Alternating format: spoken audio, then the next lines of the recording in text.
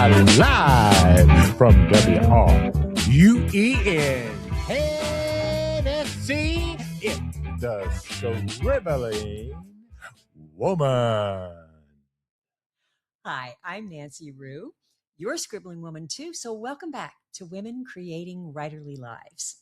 It is spring in my part of the world right now, and as the blossoms are coming out and the pollen is falling, we tend to think the world was dead and now it's coming back to life, when in truth, the world doesn't reinvent itself in spring. It returns and grows beyond what it was before.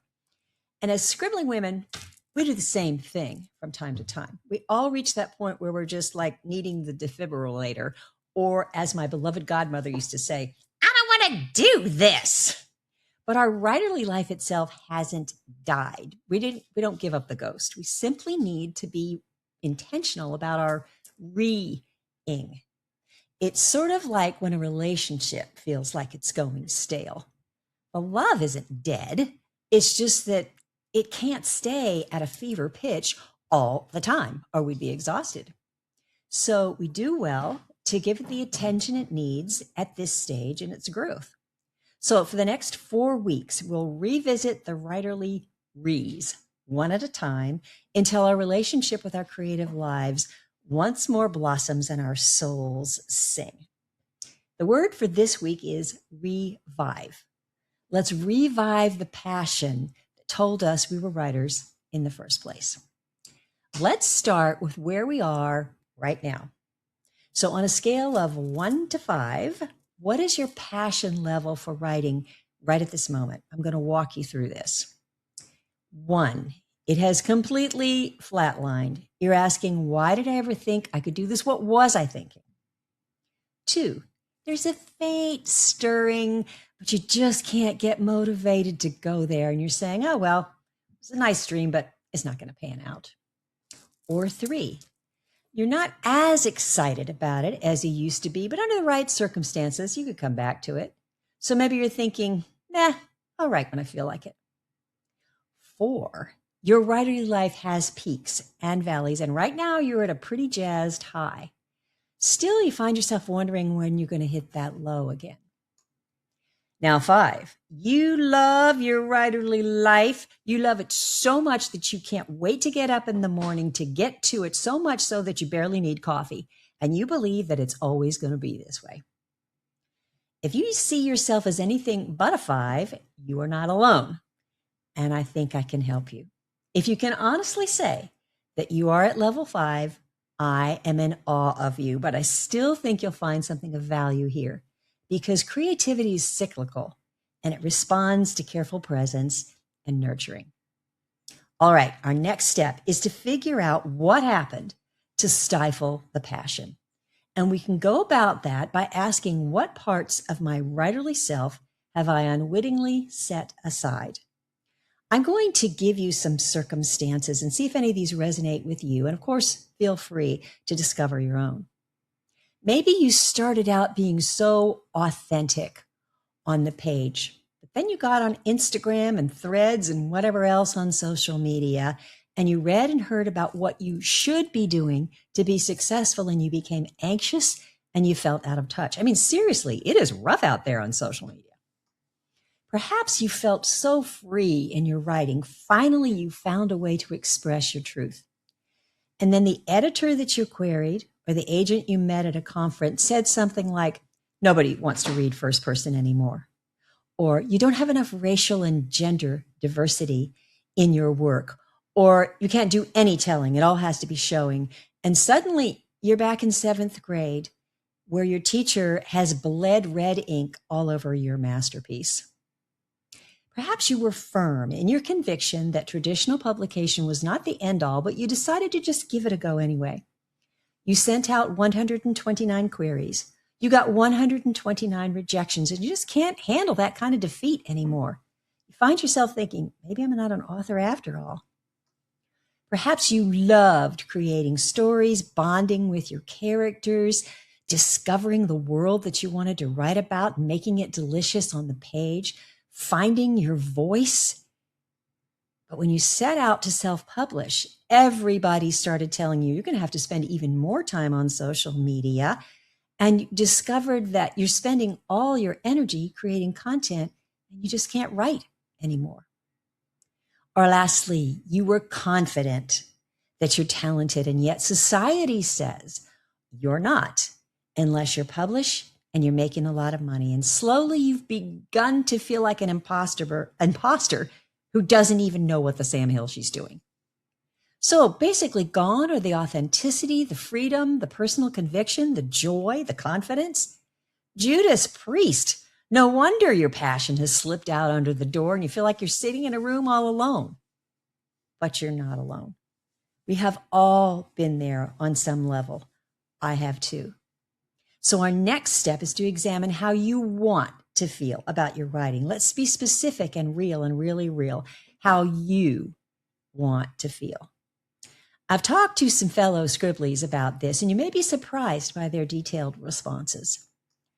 I want to feel like I can offer hope to at least one person. I want to feel like what I long to write is worthy of my time and attention. I want to have some fun with this. I want to get back to the delight. I want to write without feeling like they are looking over my shoulder. So will you pause and write down how you want to feel about your writerly life, or make a note to do this later. We can't revive our passion until we remember what it felt like. So, some thoughts on how to revive that feeling, whatever it is. Let's go with some questions. What was the birthplace of your writing? I remember mine vividly. I was 10 years old, and I had just read all, and I mean all, of the Nancy Drew mysteries. Most of them twice, some of them even 3 times. And in the course of that, I wanted to be Nancy Drew. And yet she was so perfect and she was so smart, she could solve crimes that her lawyer father couldn't figure out. And it dawned on me that I was never going to be Nancy Drew. But then my family and I went on vacation to one of those holiday villages called Eleanor Village near Daytona Beach, Florida. And as I was there, I started thinking about not what would Nancy Drew do, but what would Nancy Naylor do? So when I got home, I got out my sister's manual typewriter. I put some paper in there and I typed The Mystery of Eleanor Village. And then I typed and typed and typed until I had a story. And of course, it didn't really ever go anywhere. That was when it was born. I knew what I wanted to do. It felt new and possible. I was only thinking about the story because it was like discovering a self I didn't even know was there. Where did you first discover that spark? It might have been when you were 5. It might have been when you were 17. It might have been last week. Whenever it was, go back there and sit with that. I know you're going to feel that again. Second question, can you look at how far you've come since then and write from what's new in you? In the 64 ensuing years, I've learned not only about good writing, but about my good self. I am not obviously the same person I was when I was 10 years old. And as I've discovered myself, I've discovered my writing as well. And I've never allowed what's trendy to determine what I write. I never again tried to create a Nancy Drew wannabe. I've always just written what needed to be said. Thirdly, can you remember who you are rather than the model of the successful author that they state as fact? Because that is the worst kind of false news. All good relationships maintain their deep center if the two people are true to themselves. So if you and your writerly self are the same and you're authentic, the passion will return. Now, in the Scribbling Women Interactive Companion, scribbling sidekick Sarah Greek says, we need to know how to come back into our authentic selves before we can be creative.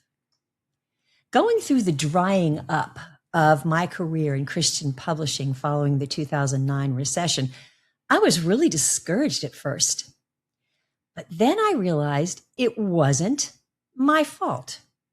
I was the same writer with the same gift. It was the industry that had changed. I was still moving with the emotional and the spiritual times, seeing the current trends there, but publishing houses needed to stay afloat, so they had to publish what was safe, and what I was writing wasn't safe. I realized the economy didn't take away my talent. And that realization has led me to go deeper into who I am and what my audience needs from me. And that's why I now self-publish. Most important of all, my fellow scribblies, if we are to revive the passion for a writerly life, we need to dream. Not Don Quixote's impossible dream, not dreaming of accepting the Pulitzer Prize or shopping for a fabulous outfit to wear to the opening of the blockbuster film based on our best-selling novel. We can dream that if we want to, but what I'm talking about dreaming is you're dreaming your writerly life in a way that's authentic to you. Maybe you're writing space, your essential support, your ideal audience, your deepest longing for them. It might help to understand the 5 qualities of authentic dreams. First of all, they are should-less. They do not involve, I should have a conversion scene in every piece of Christian fiction that I write, or I should write about a gender fluid character because that's what's trending. Secondly, these kinds of dreams are never followed by, that's great, but they do not come with a wet blanket. You stop at, this is great, and then make it even greater. Other things, the possibilities, will come later. Thirdly, these kinds of dreams make you want to do whatever you do when you feel free, whether that's twirl, dance in the kitchen, run through a field of wildflowers like Julie Andrews in The Sound of Music. When I feel free, this is what I want to do. I want to sing, "Oh, sweet mystery of life, at last I found you." These kinds of dreams express the most genuine version of you.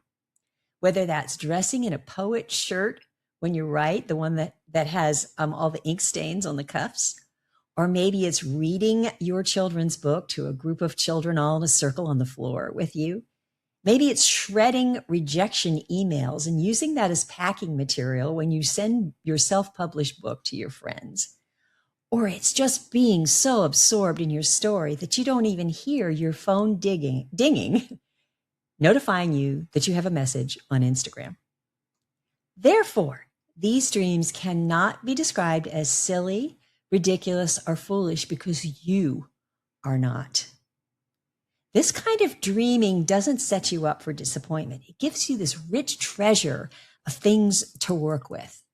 Opening the trunk and running your fingers or even your whole arms through these very possible dreams will revive your passion. I guarantee it. If it doesn't, then make the dreams freer. Make them your own. Make them worthy of the happy dance. Make them so true that they thrum within you. Now, when you do all of these things and try to revive your passion and allow that to happen, you may not be ready to plunge into writing immediately. Let your passion build until you can't wait to, let's say, reorganize your writing space and make it more delightful, or pull out the story and dust it off, and rediscover what you loved about it. You can't wait to take your protagonist to the zoo and talk while you feed the giraffes, or make yourself an espresso and listen to Tuscan music and re-enter your fictive world. It's absolutely essential that we do this, Scribblies, and do it frequently whenever we find ourselves at levels 1, 2, 3, 4, or even 5. I'm going to quote creative photographer Jack Courtney. He says, "With the rising awareness of mental health issues around the world, I believe there has never been a more important time to appreciate your work, never failing to fall in love with your passions over and over. There is beauty in these moments, and it is a privilege to be the one capturing them." The Scribbling Women Interactive Companion is designed to help you fall in love with your passions over and over, and did I mention over? You can find it on Amazon or Ingram Spark, and you can join other scribbling women in the online organization by the same name simply by visiting nancyrue.com. And until next time, Scribblies, dream on And if you do, you'll find yourself scribbling on.